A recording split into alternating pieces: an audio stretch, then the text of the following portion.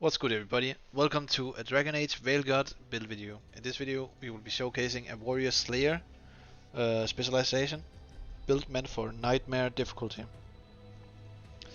Now this build is pretty simple and I don't want to complicate it too much by going into detail.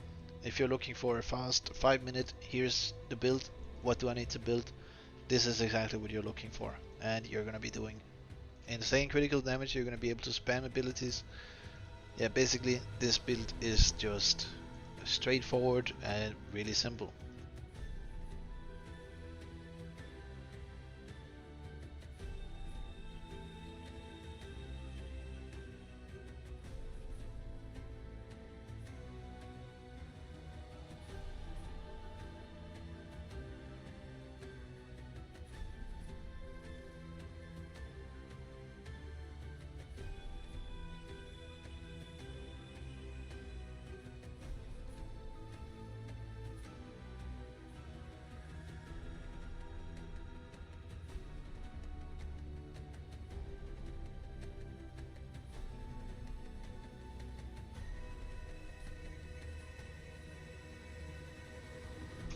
Alright, let's jump into equipment here. First off, we have our main weapon, Edge Raider's Axe. Buffs us our charge attack damage and our agile attack damage, which are mainly the two different attack types we're going to be using when we are hitting enemies with our axe here. And also, charge attacks, they gain beneficial bonuses to our Slay specialization talents. Now let's take a look at our equipment here, and the thing that makes this build do wonders is essentially this Maw of the Black City. All our ability damage is always critical hits, but it comes with a downside of taking some damage on return every time we use an ability. So in order to do that, we're gonna need to find a way to sustain ourselves throughout the fights, and I have solutions for that. But basically, why do we use this ring? Why can't we use anything to make our abilities do critical hits? Well, our main damage tools in this build are Whirlwind and Heroic Leap. Because of that, these abilities, they are physical and their critical condition is weakened. So that means that it's kinda hard for us to keep that up always, since weakened is generally a hard status effect to or affliction to apply to enemies. So we're gonna be using the ring to basically fully negate that. Also, when you are a warrior, you have the ability to enchant, once you have your Caretaker's workshop upgrade, to apply shocked on ability critical hits.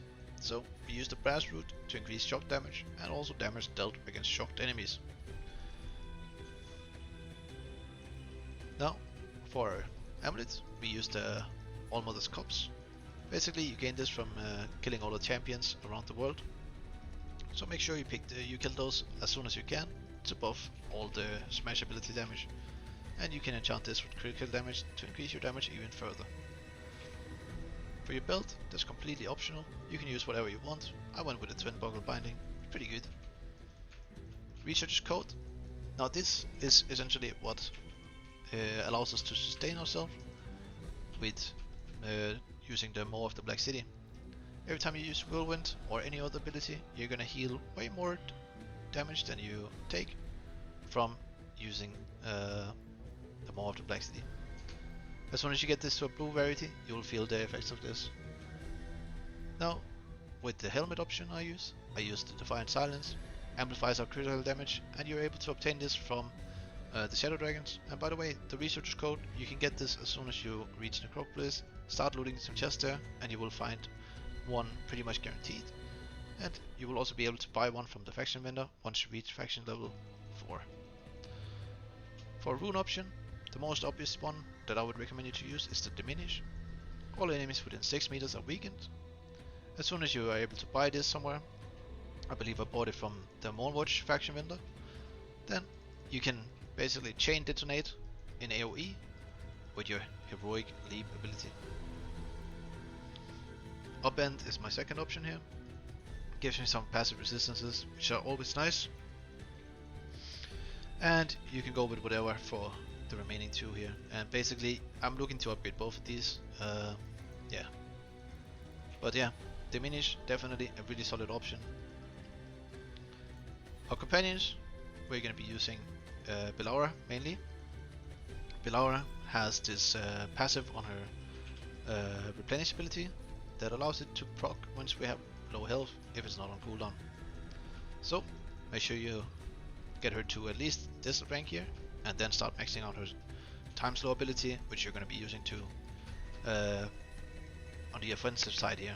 And this is basically, Timeslow is what enables us to always start every fight with an ability. Timeslow has a greater passive, increases our rage by 50 once it ends, and also gives us the first ability that we use do not have a rage cost. So that means we can use Whirlwind every time we use Timeslow. That is why we wanna be always comboing first with with Whirlwind, also to get that shock stacks up and etc. etc. My second companion choice, it can vary a little bit.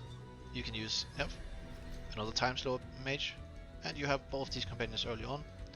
Nev has the exact same effects on the Timeslow, but you gain Quicken when the effect ends.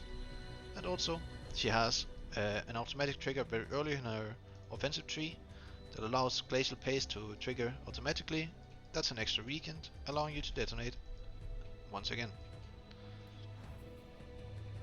Now Nev also has this keepsake on it lockpicks, allowing her to critical hits to apply Chill. The Chill is very useful when we are a warrior because it slows down the enemies and it allows us to essentially make a perfect defense, which grants us flaming weapons that can buff our smash abilities. Here's the skill tree, and if you're early on, I would recommend you to just back into the small circles here. Before you reach level 20, I would just go for everything that is inside here, and make sure to also pick up the triple threat in the early game. Smashed Spectral Bulwark is really good in the early game, gives you some protection, and it is on a cooldown so you don't need rage to proc it. Fury of the Forge has saved me so many times in many fights because I've been able to just dot people out in the early game. So yeah, basically a really solid option. As soon as you get both mages to upgrades with the Timeslow, then you will be able to get Whirlwind basically on and off cooldown every fight. Yeah, that's pretty much it for the build. Here's the full skill tree. And we're not going to be covering every single detail. I'm sure you can read for yourself what the abilities do and find some meaningful purpose on why I spec this way that I did. Going up to level 50, I would make sure to definitely pick up all the abilities here to buff our ability damage as much as possible, all the weapon damage as well, because that enhances everything. And every single passive that we can find for our smash and strike abilities, I will pick up on the way as well. Anyways, that is it for the build. Thank you for watching. I hope you enjoyed. Bye bye.